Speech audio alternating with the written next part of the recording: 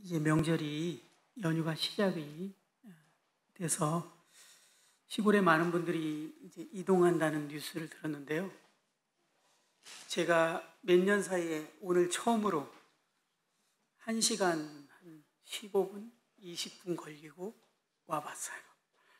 오늘 오전에 명절을 새로 가시는 건지 아니면 놀러 가시는 건지 고속도로가 꽉 차 상황을 보고 제가 2분 전에 도착을 했어요.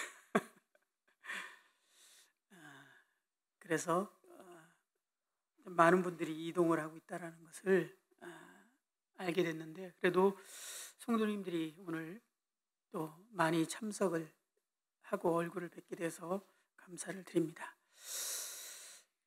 오늘 에베소 5장 말씀을 함께 보고자 합니다. 에베소 5장을 함께 보도록 하겠습니다.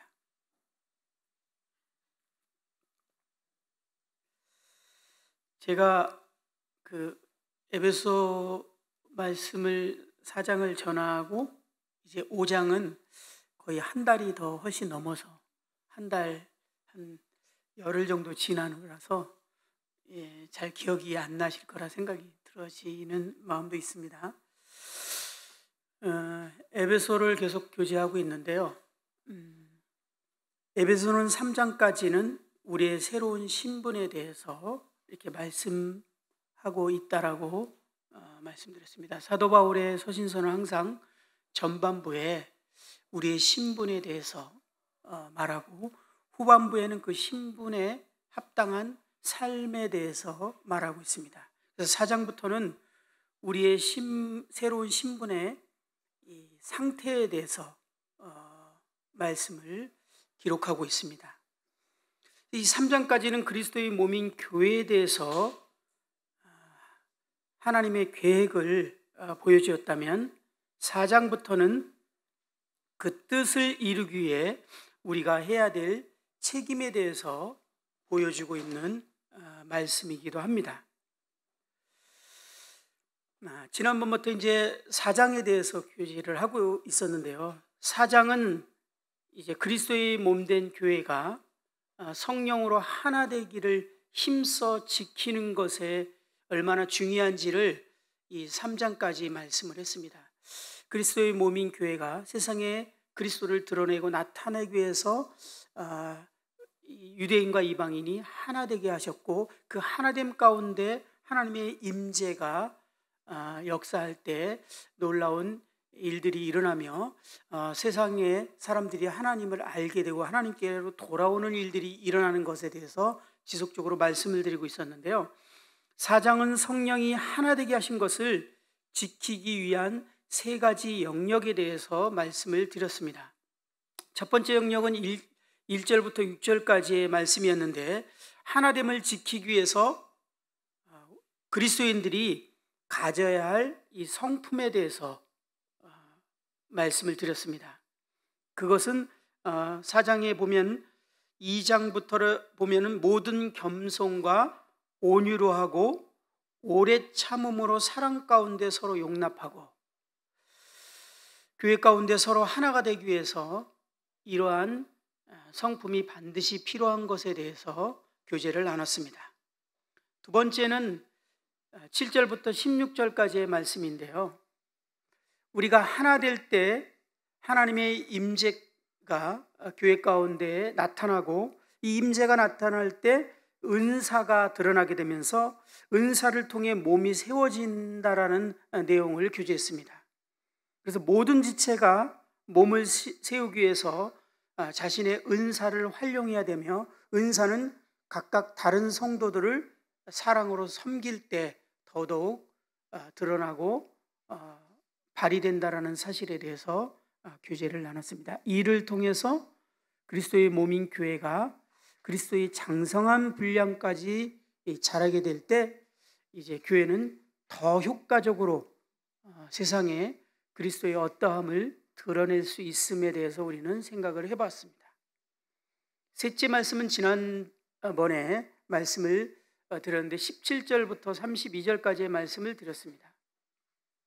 교회가 하나됨을 지키기 위해서 각자의 삶에서 거룩함이 있어야 함에 대해서 교제를 나눴습니다.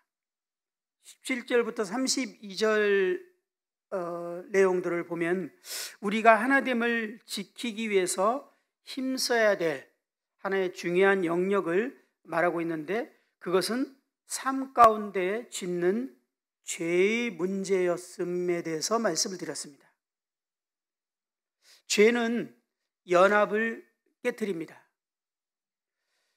처음의 죄는 하나님과의 연합을 깨트렸고, 아담의 처음의 죄는 아담과 하와의 연합을 깨트렸습니다. 그리고 이 죄로 인해서 이제 가인과 아벨의 연합이 깨어졌을 뿐만 아니라 미움이라는 이제 시기라는 살인이 시작된 것을 보게 됩니다. 그래서 죄는 특징이 연합을 깨트립니다. 분리를 낳습니다. 그래서 바울은 17절에 이제부터 너희는 이방인이 그 마음에 허망한 것으로 행함같이 행하지 말라라고 말하면서 시작을 합니다.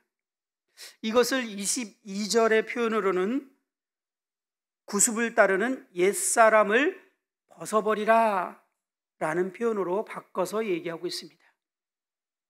우리가 이방인의 그 허망한 것, 구원받기 전에 했던 행함은 이제 옛사람의 행위인 것을 말하고 있고, 구원받은 그리스도인은 이 옛사람의 행위가 곧 다른 성경에서는 육신이라고 말하고 있는 것들을 우리는 알고 있습니다.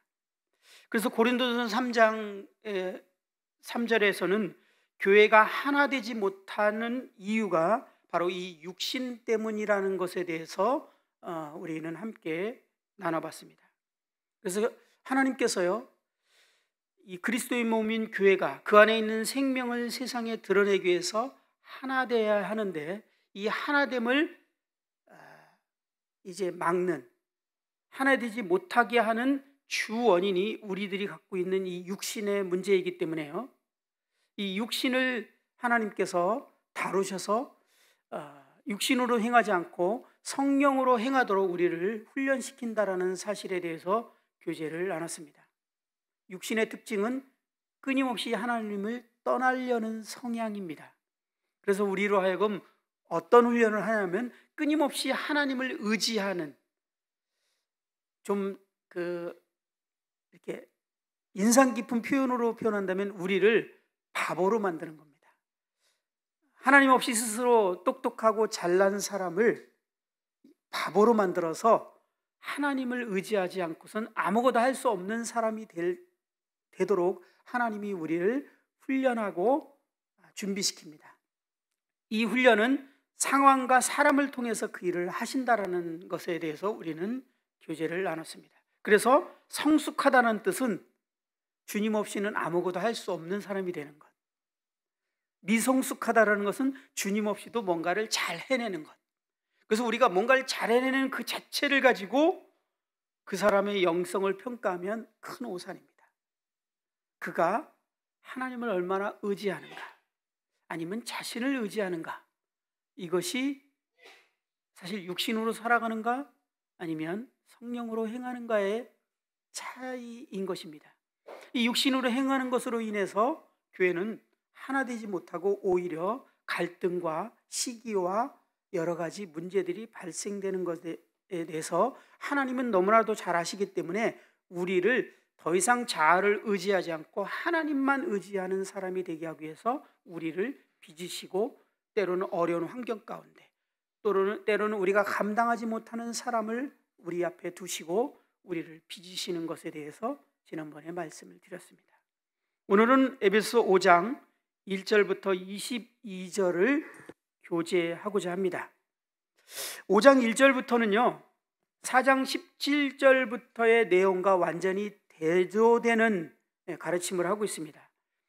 4장 17절부터는 행하지 말라는 부정적인 명령으로 시작되고 있는데요, 5장 1절과 2절을 이렇게 보면은 행하라는 적극적인 겉면으로 말하면서 4장 17절과 대조를 이루고 있는 것을 보게 됩니다.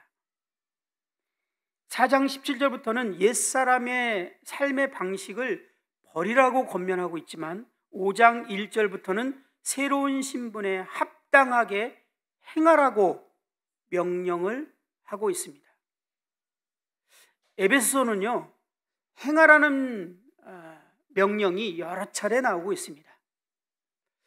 이 행하라는 단어를 찾아서 그 의미를 살펴보면 이 에베소의 아주 중요한 의미들을 파악하게 되고 이 저자의 의도를 이해하게 되는 것을 보게 됩니다. 근데 이 5장 1절부터 21절 사이에는 이 행하라는 말이 3번이나 나오게 됩니다. 이 5장은 그리스도인이 세상에서 이 빛의 자녀로, 이 4장의 표현으로 말하면 이 옛사람을 벗어버리고 새 사람을 입은 자로서 살아가는 삶이 어떠해야 되는지에 대해서 말하고 있습니다. 이 폴 프린트라는 형제님은 엠마오라는 교재를 쓰셨는데 이 내용에 대해서 제목을 그리스도인의 사회생활이라고 정했습니다. 지금까지는 이 교회 생활에 대해서 주로 다루고 있다면 이 5장에서는 우리가 이 사회에서 어떻게 우리가 생활을 해야 될 것인지에 대해서 더 폭넓게 이제 교제를 하고 있는 내용을 보게 되는데 5장 1절부터 한번 먼저 16절까지 한번 읽어보도록 하겠는데요. 지난번에 제가 성경 읽는 것을 우영 형제님한테 부탁해서 톡톡이 재미를 누렸기 때문에 또 부탁을 했습니다. 5장 1절부터 16절까지 성우와 같은 목소리로 우리 성경을 읽어주시도록 하겠습니다. 그러므로 사랑을 받는 자녀같이 너희는 하나님을 본받는 자가 되고 그리스도께서 너희를 사랑하신 것 같이 너희도 사랑 가운데서 행하라. 그는 우리를 위하여 자신을 버리사 향기로운 제물과 희생 제물로 하나님께 드리셨느니라. 음행과 온갖 더러운 것과 탐욕은 너희 중에서 그 이름조차도 부르지 말라. 이는 성도에게 마땅한 바니라. 누추함과 어리석은 말이나 희롱의 말이 마땅치 아니하니 오히려 감사하는 말을 하라.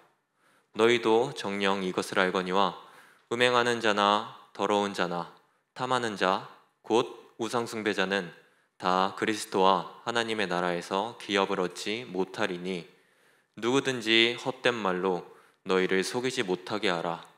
이로 말미암아 하나님의 진노가 불순종의 아들들에게 임하려니 그러므로 그들과 함께하는 자가 되지 말라. 너희가 전에는 어둠이더니 이제는 주 안에서 빛이라. 빛의 자녀들처럼 행하라. 빛의 열매는 모든 착함과 의로움과 진실함에 있느니라. 주를 기쁘시게 할 것이 무엇인가 시험하여 보라. 너희는 열매 없는 어둠의 일에 참여하지 말고 도리어 책망하라. 그들이 은밀히 행하는 것들은 말하기도 부끄러운 것들이라. 그러나 책망을 받는 모든 것은 빛으로 말미암아 드러나나니 드러나는 것마다 빛이니라. 그러므로 이르시기를 잠자는 자여 깨어서 죽은 자들 가운데서 일어나라. 그리스도께서 너에게 비추이시리라 하셨느니라. 그런즉 너희가 어떻게 행할지를 자세히 주의하여 지혜 없는 자같이 하지 말고 오직 지혜 있는 자같이 하여 세월을 아끼라. 때가 악하니라. 예, 감사합니다. 이 바울은 이 5장에서 이 새로운 신분에 합당하게 행하라고 도전을 하면서 이 3가지 영역에 대해서 신분에 합당한 삶을 살 것을 권면하고 있습니다. 첫째는 1절부터 2절까지 사랑 가운데 행하라라고 이렇게 말하고 있고요. 두 번째는 3절부터 14절까지 빛의 자녀들처럼 행하라 이렇게 말하고 있습니다. 이 세 번째는 15절부터 21절까지의 내용이 이어지고 있는데요. 지혜 있는 자 같이 행하라는 권면을 하고 있습니다. 이 에베소 2장 10절을 보면요. 2장 10절을 잠깐 볼까요? 우리는 그가 만드신 바라 그리스도 예수 안에서 선한 일을 위하여 지으심을 받은 자니 이는 하나님이 전에 예비하사 우리로 그 가운데서 행하게 하려 하심이니라. 성경은 이렇게 말합니다. 우리가 선한 행위로 구원을 받을 수 없다라고 말합니다. 우리 구원은 선한 행위로 말미암아 받은 것이 아닙니다. 그러나 우리는 선한 행위를 위하여 구원받았다라고 말하고 있습니다. 그래서 참으로 진정한 생명을 가진 자는 선한 행위를 통해서 자신의 그 생명을 증명합니다. 우리가 과거에 이제 한국 기독교적인 문화에 율법을 가르치면서 율법 안에 많이 매여 있던 그런 생활이 우리에게 큰 이제 어려움을 겪게 되고 힘든 과정을 겪었기 때문에 우리가 이 행함으로 말미암아 구원을 받는다라는 이 오해로 인해서 정말 교회 열심을 내고 하나님께 인정받기 위해서 살아왔던 시절들이 과거에 있었습니다. 오늘날은 기독교의 많은 분들이 그렇게 믿고 있지 않은 것 같습니다. 그리고 저희는 그러한 삶을 살다가 이제 하나님의 은혜로 말미암아 구원받는다는 사실을 깨닫게 되고 이제 하나님 나라 안으로 들어오게 됐습니다. 그러다 보니까 우리에게 어쩌면 행함이라는 개념 자체가 상당히 거부감이 있는 듯합니다. 그런데요, 만약에 이 행함에 대해서 우리 이 그리스도의 삶에서 배제해 버린다면 성경의 반 이상을 성경에서 없애야 됩니다. 사실은 거듭난 그리스도인들은 실질적으로 행할 수 없었던 그러한 삶에서 새로운 생명이 임함으로 말미암아 하나님께서 원하시는 그런 삶을 살 수 있는 존재가 된 것입니다. 그래서 바울은요, 이 에베소 5장을 통해서 이러한 삶을 이제 살아야 될 것을 말하는데, 특별히 5장의 내용을 가만히 살펴보면 우리가 사회생활을 하면서 또는 믿지 않는 사람들 앞에서 우리가 어떠한 삶을 살아야 될 것인지를, 또 그다음 믿지 않는 사람들에게 우리가 어떻게 행해야 될 것인지에 대해서 내용을 말하고 있는 것들을 인식할 수 있게 됩니다. 첫 번째, 사랑 가운데 행하라는 내용을 다시 한번 보도록 하겠습니다. 1절에 보면 그러므로 사랑을 받는 자녀같이 너희는 하나님을 본받는 자가 되고, 이 하나님을 본받는 자가 되라라는 말을 하는데요, 이 본받는 자라는 말은 이 닮는다, 모방하는 자라는 그런 의미로 단어를 사용했습니다. 이 권면은 위에 있는 4장 32절에 보면 서로 친절하게 여기며 불쌍히 여기며 서로 용서하기를 하나님이 그리스도 안에서 너희를 용서하신 것 같이 하라 라는 앞절 말씀의 기초에서 이 말씀이 이어지고 있는 것입니다. 이 말은 하나님의 자녀들은 그의 아버지를 닮듯이 그 아버지가 용서하는 것처럼 우리도 그렇게 용서를 해야 된다라고 말하고 있는 것입니다. 그러니까 우리가 용서하는 어떤 표준과 기준이 하나님이 우리를 용서하신 것처럼 우리도 다른 사람을 용서해야 된다라고 말하고 있는 것입니다. 근데 여기서 교회의 성도 형제 자매님들에 대한 용서는 당연하거니와 우리가 사회에서 접하고 있는, 또 가정에서 믿지 않고 있는 친지들과 가족들, 직장에서 동료들, 그다음에 학교에서 친구들에게 그렇게 용서해야 된다라고 말하고 있는 것입니다. 2절에 보면 그리스도께서 너희를 사랑하신 것 같이 너희도 사랑 가운데 행하라. 그는 우리를 위하여 자신을 버리사 향기로운 제물과 희생 제물로 하나님께 드리셨느니라.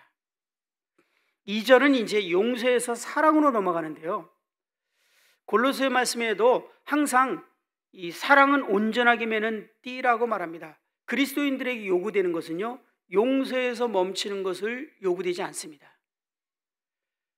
용서할 뿐만 아니라 그를 사랑할 것에 대해서 항상 요구를 받고 있습니다. 거듭난 새로운 생명을 가진 그리스도인들에게 하나님께서 제시하는 이 제시입니다. 그런데요, 여기서 그 표준은 그리스도께서 너희를 사랑하신 것 같이 너희도 사랑 가운데 행하라, 이렇게 요구하고 있습니다.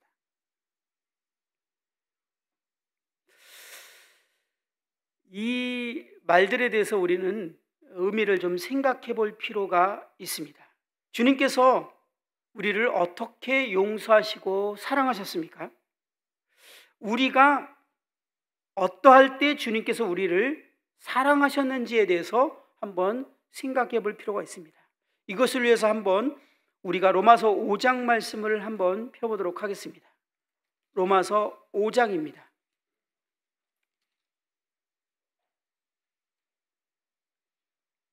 6절 말씀을 보겠는데요. 6절에 보면 우리가 아직 연약할 때의 기약대로 그리스도께서 경건하지 않은 자를 위하여 죽으셨도다, 이렇게 말하고 있습니다. 우리가 연약할 때. 8절에 보면 우리가 아직 죄인 되었을 때 그리스도께서 우리를 죽으심으로 하나님께서 우리에 대한 자기의 사랑을 확증하셨느니라. 우리가 아직 죄인 되었을 때라고 말하고 있습니다. 10절에 보면 곧 우리가 원수 되었을 때 그 아들의 죽으심으로 말미암아 하나님과 화목하게 되었은즉 이라고 말하고 있습니다. 우리가 연약할 때, 우리가 죄인 되었을 때, 우리가 하나님과 원수 되었을 때 그렇게 우리를 용서하시고 사랑하셨다고 하는데, 이런 상태가 구체적으로 무엇이라고 성경은 여러 부분에서 말하고 있는데요. 한 군데만 찾아보겠습니다. 고린도전서 6장입니다.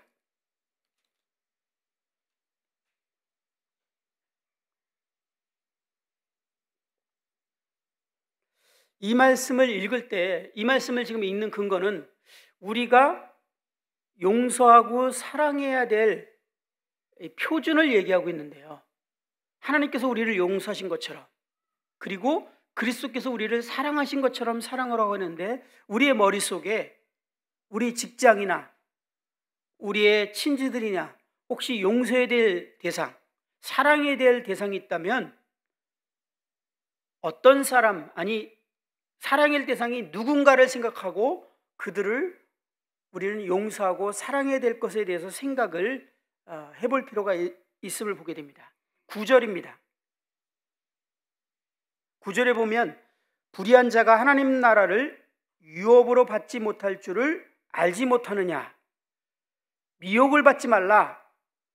음행하는 자나 우상 숭배하는 자나 간음한 자나 탐색하는 자나 남색하는 자나 도적이나 탐욕을 부리는 자, 술 취하는 자나 모욕하는 자나 속여 빼앗는 자들은 하나님 나라를 유업으로 받지 못하리라. 너희 중에 이와 같은 자들이 있더니. 우리들이 어떤 자들이었는지에 대해서 지금 설명하고 있죠. 분명히 이곳에 이 말씀에 우리들이 상당 부분이 해당되고 있을 것입니다. 여기에 보면 음행하는 자들이라고 합니다. 우리는 과거에 우리는 음행하는 자들이었는데 용서를 받고 사랑을 받았다고 합니다. 우상을 숭배하는 자들이었습니다. 우리는 모두 다 우상을 숭배하는 자들이었죠. 하나님보다 우리는 더 사랑하는 것들이 있었습니다. 자신을 먼저 기본적으로 우상을 숭배했고요, 돈을 우상 숭배했고, 권력이나 명예나 많은 것들을, 사람들을 우상 숭배해 왔습니다. 또 도적질을 했고요, 탐욕을 부렸고요, 술 취하는 자들이었고요, 모욕하는 자들이었고, 속여 빼앗는 자들이었다라고 말합니다. 이러한 저희들이 용서를 받고 사랑을 받았다라고 말하고 있습니다. 이것이 우리가 믿지 않는 사람들을 용서하고 사랑해야 되는 표준입니다. 그리스도의 생명, 새로운 생명이 우리 안에 거했다면 이것은 마땅히 요구받는 말씀입니다. 우리 말씀 한 군데만 더 보겠는데요, 디도서 3장입니다.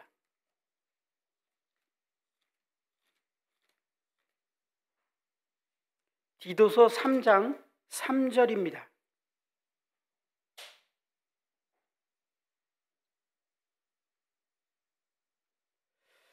(3절에) 보면 우리도 전에는 어리석은 자요, 순종하지 아니한 자요, 쏘군 자요, 여러 가지 정욕과 행락의 종노릇한 자요, 악독과 투기를 일삼은 자요, 가증스러운 자요, 피차 미워한 자였으나 우리 구주 하나님의 자비와 사람 사랑하심이 나타날 때,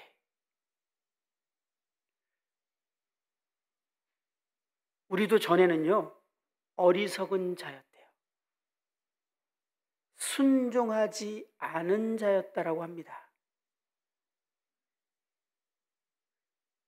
쏘군 자고 여러 가지 정욕과 행락의 종노릇하는 자라고 말하고 있습니다. 악독과 투기를 일삼는 자고 가증스러운 자고 피차 미워한 자들이라고 말하고 있습니다. 지금 고린도전서 6장과 디도서 3장 이 두 장만 우리가 읽었는데요, 우리가 과거에 어떠했는지에 대해서는 성경이 많이 기록했습니다. 자, 지금 우리 주변에 혹 이러한 이유 때문에 용서를 못하고 있는 사람이 있습니까? 용서가 안 되는 사람이 있습니까? 이러한 모습을 보게 되면서. 뿐만 아니라 이러한 모습 때문에 그를 사랑할 수 없는 사람이 여러분들에게 있습니까? 거듭난 그리스도인은, 새 사람을 입은 자는 이러한 사람들을 용서하고 사랑해야 된다라고 바울은 우리에게 권면하고 있습니다. 그래서 하나님이 우리에게 제시한 요구입니다. 그래서 하나님께서 우리가 다른 사람을 용서하지 못하면 나도 너희를 용서하지 않으리라고 말씀하신 그 말씀을 생각해 보게 됩니다. 이 말씀들은 주님께서 우리가 어떠할 때 우리를 어떻게 사랑하셨는지에 대한 해답을 제시해 주고 있는 말씀들입니다. 그래서 이것이 다른 사람들에 대한 용서와 사랑의 표준이 돼야 된다라고 말하는 것이 5장 1절, 2절 말씀입니다. 왜 하나님께서 이러한 요구를 우리에게 하시고 계시는지에 대해서 한번 생각해 볼 필요가 있습니다. 주님께서도 이 땅에 계실 때 하나님의 자녀들의 용서와 사랑은 이 세상 사람들과는 달라야 한다라고 가르친 내용이 있습니다. 누가복음 6장에 있는 말씀을 한번 보겠습니다. 누가복음 6장입니다.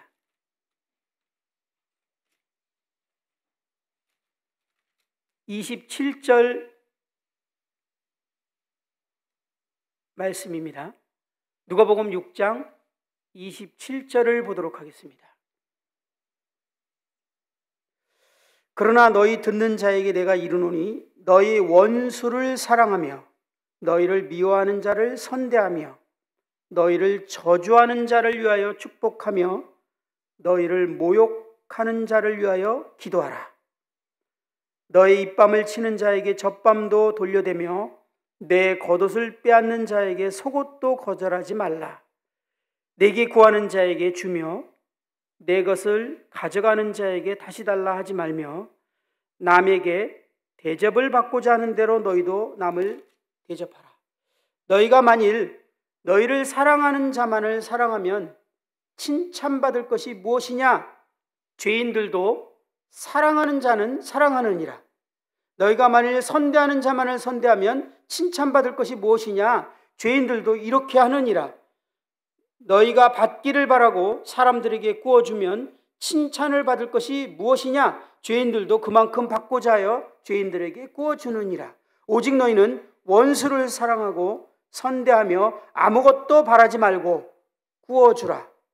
그리하면 너희 상이 클 것이요 또 지극히 높으신 이의 아들이 되리니 그는 은혜를 모르는 자와 악한 자에게도 인자하시니라. 너희 아버지의 자비로우신 같이 너희도 자비로운 자가 되라.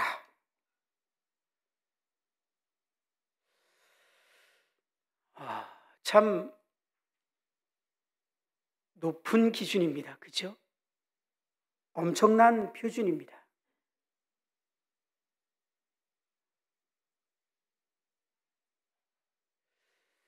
그래서 하나님께서 우리를 거듭나게 하셨습니다. 그리고 하나님의 본성, 그 예수 그리스도의 생명을 우리 안에 주셨습니다.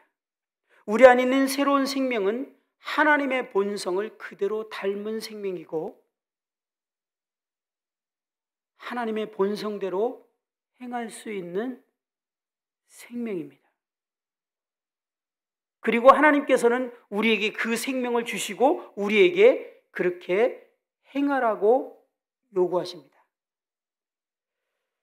이 5장은요, 빛의 자녀들처럼 행하라는 말씀을 중심으로 해서 이루어지고 있는 것입니다. 우리가 빛의 자녀라는 것입니다. 그래서 우리가 있는 그 세상에서, 사회에서 우리가 용서하는 모습을 보고 우리가 사랑하는 모습을 보고 믿지 않는 사람들이 우리를 볼 때 뭐라고 표현해야 될까요? 충격을 받는 것이 정상입니다. 더 센 표현을 할까 하다가 표현이 떠오르지 않는데요. 충격이 돼야 됩니다. 왜냐하면 사람들은 결코 이렇게 용서하지 않습니다. 이런 사람들을 용서하지 않아요. 때로는 가끔 용서하는 사람은 있어도 이런 사람을 사랑하지 않습니다. 그런데 우리가 거듭난 그리스도인들이 이런 사람을 용서하고 사랑하는 걸 보고 믿지 않는 사람들이 빛을 느껴야 되는 것입니다. 충격을 받아야 돼요. 도전을 받아야 된다라고 성경은 지금 말하고 있는 것입니다. 믿지 않는 사람들이 이게 도대체 뭐지? 저 사람 왜 저러는 거야? 내가 수없이 많은 사람을 봤지만 저 사람처럼 저런 사람을 용서하고 저런 사람과 사랑하고 저런 사람들을 용납하면서 친밀하게 행동하는 것은 도저히 본 적이 없어. 아니, 난 그동안 교회 다닌다는 사람을 수없이 봤지만 우리와 별다를 게 없었는데 저 사람은 뭐지? 저 사람은 왜 다르지? 라는 충격과 생각이 들어와야 되는 것이 그리스도인들이 하는 역할이라고 합니다. 세상에서. 이게 제 말이 아니에요. 성경에서 우리에게 요구하고 있는 사회생활이에요. 저희들이 있는 그곳에서 다른 사람들이 우리에 대해서 그렇게 느껴야 한다고 합니다. 그렇게 평가를 해야 된다고 합니다. 도전과 충격이 되어야 된다라고 합니다.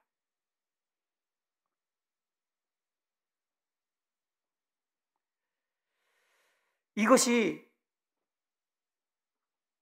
우리가 세상에 있는 이유입니다.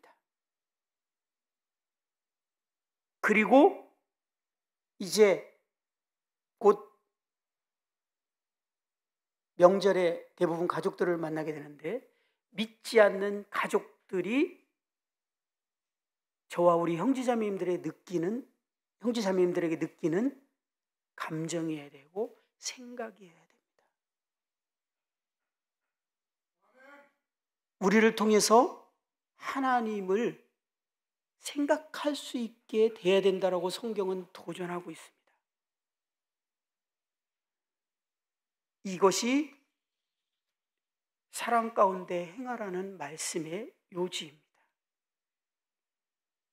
이 두 번째는 빛의 자녀들처럼 행하라라고 이렇게 말하고 있는데요, 시간 관계상 8절 한번 보고 넘어가야 되겠는데요, 너희가 전에는 어둠이더니 이제는 주 안에서 빛이라, 빛의 자녀들처럼 행하라, 이렇게 말하고 있습니다.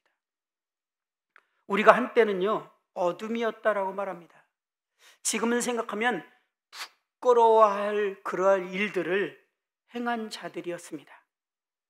그러나 우리는 하나님에게서 태어났고 빛의 자녀가 되었고 주 안에서 빛이 되었기 때문에 우리는 빛의 자녀들처럼 행하라는 요구를 받고 있습니다. 이것이 율법입니까? 그렇지 않습니다. 마땅한 우리의 삶의 방식이라는 도전을 받고 있는 것입니다. 요한복음 1장에서 침례 요한이 예수님에 대해서 소개할 때 그분은 빛이라고 이렇게 소개하는 것을 봅니다. 요한복음 1장 4절에 보면 그 안에 생명이 있었으니 이 생명은 사람들의 빛이라, 이렇게 말하고 있습니다. 9절에 보면 참 빛, 곧 세상에 와서 각 사람에게 비추는 빛이 있었으니 라고 말합니다. 예수님을 빛이라고 말합니다. 요한복음 9장 5절에는 예수님이 스스로 자신을 그렇게 표현했습니다. 내가 세상에 있는 동안에는 세상의 빛이로라, 이렇게 말씀하셨습니다. 이 말씀의 의미가 무엇입니까? 주님이 이 땅에 계실 때요, 그분이 한 말씀도 하지 않았다고 하더라도 그분이 언제나 아버지의 뜻에 따르는 그분의 순결하고 거룩한 삶, 그 자체가 모든 주변에 있는 죄인들에게 정죄가 되었습니다. 그렇죠? 이것이 그 생명이 사람들의 빛이다라는 의미입니다. 빛은 어두움을 드러냅니다. 그래서 형제자매님들과 저는 빛의 자녀들이라고 말합니다. 우리는 주 예수 그리스도인 바로 그 빛을 우리가 지니고 있다라고 말하고 있는 것입니다. 그래서 예수님께서도 하나님의 자녀들은 세상의 빛이라고 말을 했죠. 마태복음 5장 14절에 보면 너희는 세상의 빛이라, 산 위에 있는 동네가 숨겨지지 못할 것이요, 16절에 보면 이와 같이 너희 빛이 사람 앞에 비치게 하여 그들로 너희의 착한 행실을 보고 하늘에 계신 너희 아버지께 영광을 돌리게 하라라고 말씀하셨습니다. 성경은 그리스도인의 삶 자체가 직장에서나 또는 학교에서나 사람들에게 빛이 되어야 한다라고 말하고 있습니다. 정말 우리에게 도전이 되는 권면이고 표준입니다. 아니, 우리는 마땅히 그렇게 살아야 될 자라고 말하고 있는 것입니다. 우리들의 삶의 방식이 사회에서나 직장에서나 학교에서나 가정에서 믿지 않는 사람들에게 도전이 되고 충격이 되고 그들이 우리를 볼 때 스스로의 삶에 대해서 정죄가 되어야 한다라고 말하는 것이 빛의 자녀들이라는 의미입니다. 그래서요, 당시에 사람들이 인정을 받고 존경을 받고 다른 사람들에게 좋게 평가를 받던 사람들이 예수님이 딱 등장하는 순간 자신의 어둠이 드러나 버렸어요. 그래서 예수님을 미워했어요. 그러나 참으로 자신이 어둠이라는 사실을 알고 있던 사람들은 예수님께 나아오게 됐어요.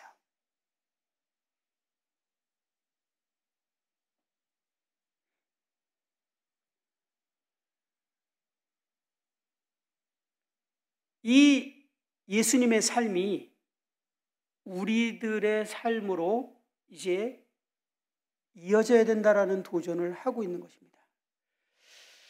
과거에 형제님들이, 요즘에는 좀 그렇지 않은데 과거에요, 형제님 중에서 공무원이 역할이나 이런 역할들을 하던 형제님들이 좀 주변에 있었어요. 요즘에는 그렇지 않은데 옛날에는요, 공무원들이, 특히 세무 공무원이나 세무 공무원이 기분 나쁠지 모르지만 그 당시에는 참 돈을 정말 많이 받았어요. 뒷돈을. 그리고 회사에서도 직책이 어떤 영업사원에게 돈을 받아야 되는 위치에 있는 형제님들이 가끔 계셨어요. 근데 이 형제님들이 구원받고 빛의 자녀가 돼버렸어요. 돈을 안 받는 거예요. 그래갖고 주변에 있는 같이 근무하는 공무원들이 막 화를 내고 미워하고 노골적으로 막 말을 하는 얘기들을, 기도 제목을 부탁한 내용들을 들은 기억들이 많이 있습니다. 왜? 자기는 돈을 받는데 같은 동료인 이 사람이 돈을 안 받는 거야. 그럼 그전에는 참 편했었는데요, 갑자기 뭔가 불편해. 얘는 돈을 안 받아. 그리고 정직하게 행해. 뭔가 불편해. 그러지 않았으면 좋겠는데 막 그렇게 하니까 때로는 막 화가 나고 왕따를 시키고 막 돌려서 어렵게 하는 그런 것들 때문에 형제자매님들이 기도 부탁을 하던 그런 간증들을 우리는 흔하게 쉽게 듣던 간증 아니었습니까? 왜 이런 일이 벌어났죠? 빛의 자녀들이기 때문에. 성경은 우리들에게 빛의 자녀들처럼 행하라고 말하고 있습니다.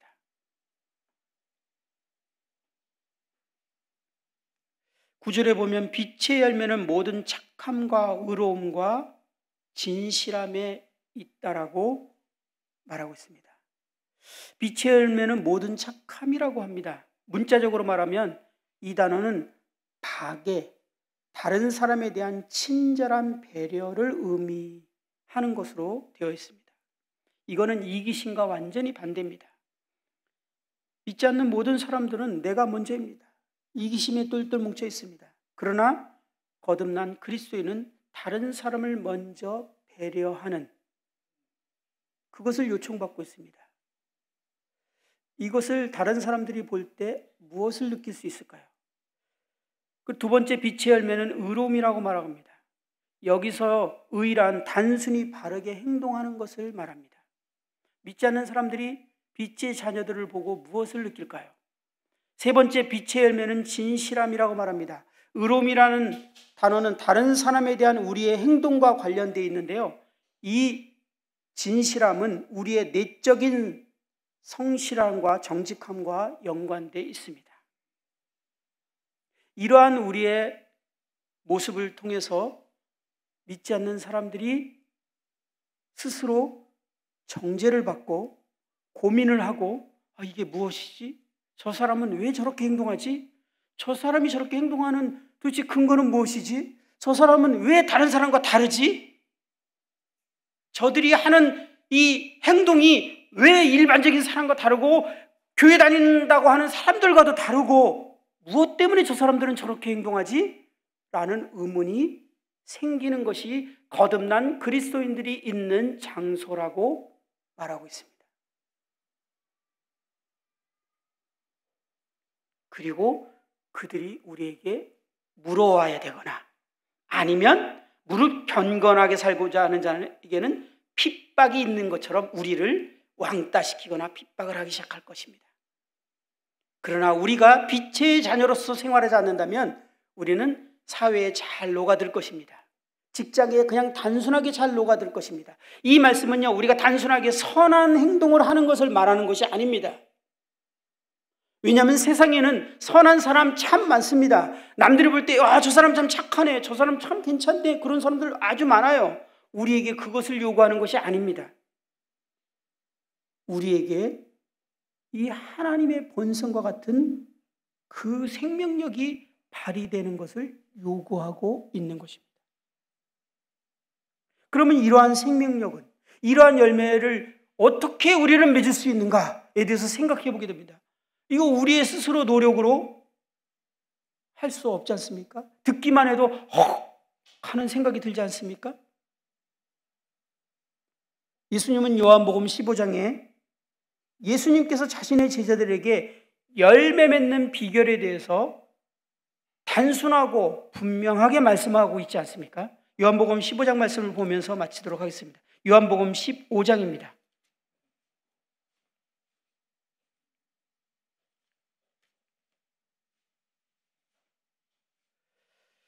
요한복음 15장 1절부터 5절까지의 말씀을 한번 보도록 하겠습니다. 나는 참 포도나무요, 내 아버지는 농부라. 물은 내게 붙어 있어 열매를 맺지 아니하는 가지는 아버지께서 그것을 제거해 버리시고 무릇 열매를 맺는 가지는 더 열매를 맺게 하려 하여 그것을 깨끗하게 하시느니라. 너희는 내가 일러준 말로 이미 깨끗하여졌으니 내 안에 거하라. 나도 너희 안에 거하리라. 가지가 포도나무에 붙어 있지 아니하면 스스로 열매를 맺을 수 없음 같이 너희도 내 안에 있지 아니하면 그러하리라. 나는 포도나무여 너희는 가지라. 그가 내 안에, 내가 그 안에 거하면 사람이 열매를 많이 맺나니 나를 떠나서는 너희가 아무것도 할 수 없음이라. 이 말씀 보면 하나님께서 우리를 택하신 목적은 열매를 맺게 하려는 것이라고 말하고 있습니다. 빛의 열매입니다. 하나님은 농부시고 하나님 자신을 농부라고 말합니다. 농부가 가지에게 기대하는 것은 무엇입니까? 열매입니다. 오직 하나, 열매입니다. 성령께서 성도들을, 우리를 주님과 연합시켜 주신 것은 열매를 맺게 하기 위해서 그렇게 하신 거라고 말하고 있습니다.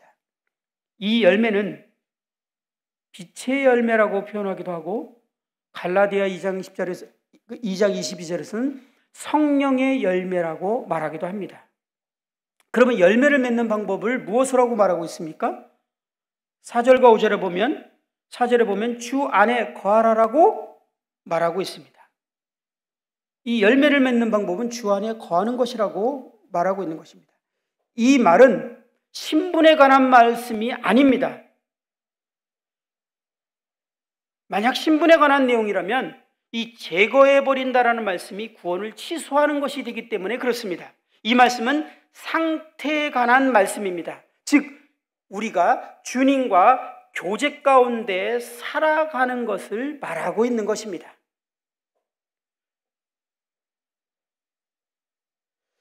고린도서 1장 19절은 이렇게 말하고 있습니다. 너희를 불러 그의 아들 예수 그리스도 우리 주와 더불어 교제하게 하시는 하나님은 미쁘시도다. 너희를 불러 아들 예수 그리스도 우리 주와 더불어 교제하게 하시는 하나님. 하나님이 우리를 부르신 목적이 우리 주님과 교제를 위해서라고 말하고 있습니다. 그러므로 열매를 맺고 있다는 것은 우리가 주님과 사귐 가운데 있다라는 증거가 됩니다. 5절에 보면 나를 떠나서는 아무것도 할 수 없음이라 라고 이렇게 표현하고 있듯이 아무것도 할 수 없다라는 의미는 아무런 열매를 맺을 수 없다라는 말입니다. 그러므로 우리가 이 주님과 교제 가운데 살아가지 않는다면 우리가 신앙생활을 아무리 오래 했다고 할지라도 구원받은 연수가 아무리 오래되었다고 해도 우리의 삶의 변화의 모습을 보기는 어려울 것이라는 것을 생각해 볼 수 있게 됩니다. 주님께서는 우리에게 요구하신 표준이 무엇인지 압니다. 하나님께서는 우리가 이 세상 가운데 빛의 자녀로 살아가야 될 것에 대해서 하나님은 우리에게 요구하십니다. 왜냐하면 우리 안에 빛을 주셨기 때문에. 우리에게 새로운 생명을 주시고 우리가 빛의 자녀가 되도록 우리를 거듭나게 하셨습니다. 그러나 이것이요, 구원받았다고 해서 저절로 빛의 자녀로서 빛이 비춰지는 것은 아니라고 말하고 있습니다. 우리가 주님과의 사귐 가운데 있을 때 우리가 이 열매를 맺을 수 있음에 대해서 성경은 너무나 많이 말하고 있습니다. 그리고 우리는요, 이것을 너무나 잘 알고 있습니다. 그런데도 왜 되지 않는가요? 끊임없이 하나님을 떠나려고 하는 육신의 작용 때문에. 그렇지 않습니까? 그래서 제가 자주 표현하는 표현이 무엇이죠? 가만히 있으면 하나님을 떠난다고요. 우리가 하나님과 사귐 가운데 있으려고, 하나님과 동행하려고 우리가 마음을 다하고 목숨을 다하고 힘을 다하고 뜻을 다하여 이것을 선택하고 이것을 행하지 않는다면 우리는 하나님과 멀어진 상태가 되어질 것이고 우리는 이 열매를 맺을 수 없을 것이라는 것입니다. 그리고 그렇기 때문에 우리가 교회를 나오고 신앙생활 연수가 오래되고 우리가 다양한 활동을 할지라도 빛의 열매를 맺을 수 없는 그리스도인이 될 수도 있다는 것을 우리는 인지하게 됩니다. 어쩌면 교회에서도 드러나지만 교회에서 그것이 잘 안 드러날 수도 있습니다. 주님은 계속 열매를 보아 그 나무를 안다라고 말했는데 이것은 우리에게 정말 도전적인 말씀입니다. 우리가 거하는 그 세상에서 사람들이 우리의 빛을 봐야 한다라고 말하고 있습니다. 사랑에 있어서, 용서에 있어서, 그 다음에 우리가 하는 선한 행위에 있어서 사람들은 우리를 보고 도전과 충격과 하나님을 봐야 한다라고 우리에게 권면하고 있는 것입니다. 이것을 위해서 우리는 하나님과 주님과 끊임없는 사귐 가운데 살아가지 않는다면 이 열매를 결코 맺을 수 없는 삶을 살게 될 것이라고 또한 말하게 됩니다. 이 명절에 믿지 않는 친지들을 접할 때 그 어느 때보다도 우리는 깨어 있어야 합니다. 빛의 자녀로서 빛을 발휘해야 됩니다. 어떻게 그렇게 할 수 있습니까? 우리가 끊임없이 주님과 사귐 가운데 있으므로, 주님과 교제 가운데 있으므로. 이래야 되는데 명절이 되고 휴일이 되면 우리가 더 풀어져 버리죠. 그래서 그냥 자연인처럼 돌아갑니다. 어쩌면 가족들과 잘 어울릴 수도 있어요. 시간을 잘 보낼 수도 있을 수 있습니다. 그런데요, 빛을 드러내지는 못할 수 있다는 것에 대해서 생각해 보게 됩니다. 이 명절뿐만 아니라 우리가 에베소서의 5장 말씀은 우리가 직장 생활에서, 사회 생활에서, 학교 생활에서 또는 우리가 있는 그곳에서 믿지 않는 사람들에게 우리가 어떤 모습으로 보여줘야 되는지, 비춰져야 되는지에 대해서 큰 도전을 하고 있습니다. 우리가 이러한 도전에 우리가 생각해야 될 것은 우리가 하나님과 사귐 가운데 있는 것이 얼마나 소중한 것인지에 대해서 다시 한번 생각해 보게 되며 우리들이 이 성령의 열매를, 빛의 열매를, 많은 열매를 맺는 그리스도인들이 되기를 소원하는 마음이 있습니다. 이 말씀을 보면 두 종류의 그리스도인의 상태를 말하고 있는데 첫째는 열매를 맺지 못하는 그리스도인이고 둘째는 열매를 맺는 그리스도인입니다. 그 결과에 대해서도 말하고 있지 않습니까? 열매를 맺지 못하는 성도는 재벌이신다라고 말씀하고 있습니다. 이는 징계를 말할 수도 있지만 하나님의 쓰임에서 배제되는 것을 의미할 수도 있습니다. 열매를 맺는 성도는 더 열매를 맺게 깨끗하게 하신다라고 말하고 있습니다.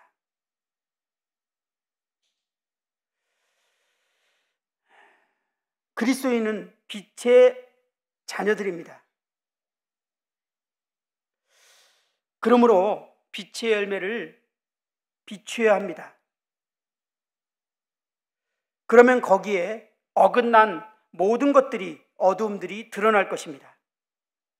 다시 말해서 우리가 순결하고 거룩하고 경건하고 또 헌신적인 삶을 살게 되면 그 자체로 우리 주위에 만연하고 있는 악이 책망을 받기에 충분하게 될 것이라고 말하고 있습니다. 이것이 그러나 책망을 받는 모든 것은 빛으로 말미암아 드러나나니 드러나는 것마다 빛이라 라고 말하는 이 5장 13절의 말씀의 의미입니다. 다시 한번 읽어드리겠습니다.